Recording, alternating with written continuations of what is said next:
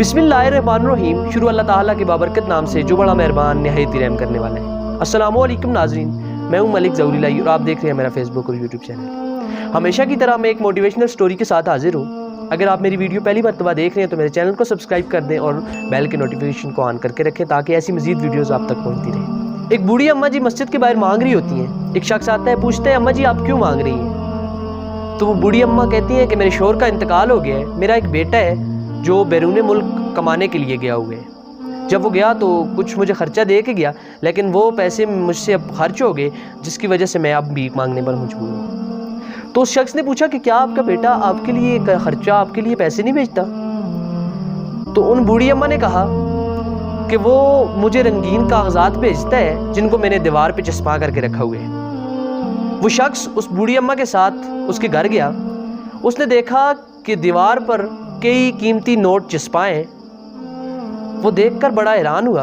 वो बूढ़ी अम्मा तालीम याफ्ता नहीं थी, उसे समझ नहीं थी, उसे पता नहीं था कि ये नोट है, ये उसके पास दौलत है।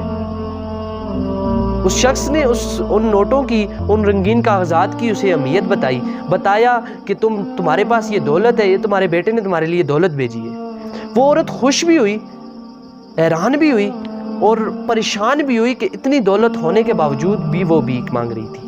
नाज़रीन, हमारी मिसाल भी उस बूढ़ी अम्मा की तरह है कि जिनके पास कुरान जैसी इतनी बड़ी नेमत, कुरान जैसी इतनी कीमती चीज़ मौजूद है, लेकिन हमें पता ही नहीं है कि इसकी कीमत क्या है। हम इसको माथे से लगाते हैं, इसको चूमते तो हैं, लेकिन हमें इसकी कीमत का अंदाज़ा नहीं है। हम दर दर पे जाके मांगते हैं, हम दर दर के फ़कीर हो गए हैं, लेकिन हमने कुरान को खोला नहीं, कभी अपना मसला कुरान से तलाश किया नहीं। अगर हम कुरान से मसला तलाश करते तो हमें दर दर पे जाने की ज़रूरत ना होती। आज थॉमस एडिसन पे रिसर्च हो रही है, न्यूटन पे रिसर्च हो रही है, माइकल जैक्सन पे रिसर्च हो रही है, और कभी मेरे आका पे रिसर्च करके देखो, कभी मेरे नबी की सीरत को देखो, कभी कुरान पे रिसर्च करके देखो, तुम्हें पता चले कामयाबी कहते कैसे हैं, कामयाबी कैसे हासिल होती है, हकीकी कामयाबी क्या है। अल्लाह ताला ने हर मसले का हल कुरान करीम में बता दिया, लेकिन ये हमारी बदकिस्मती और बदबख्ती कि हमें कुरान करीम की अहमियत का अंदाज़ा नहीं। अफसोस, सद अफसोस, हमारे पास कुरान पाक जैसी अजीम किताब होने के बावजूद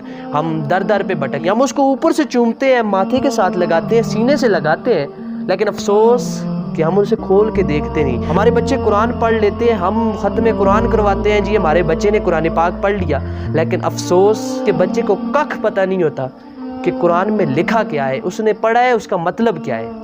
हम एक महीने के लिए कारी साहब के पास बच्चों को भेजते हैं, कारी साहब रट रटा के एक महीने में ये जी पूरा कुरान पाक पढ़ा देते हैं। हम ख़त्म कुरान की महफिल करते हैं, जी हमारे बच्चे ने कुरान पाक पढ़ लिया, और आपके बच्चे ने कुरान पाक पढ़ लिया, लेकिन ये देखें कि आपके बच्चे ने समझा क्या है, उससे सीखा क्या है। देखिए, कुरान पाक को अरबी में पढ़ने का बहुत ज़्यादा सवाब है, लेकिन आप इसको समझेंगे तो तब किसी को भी समझा सकते हैं।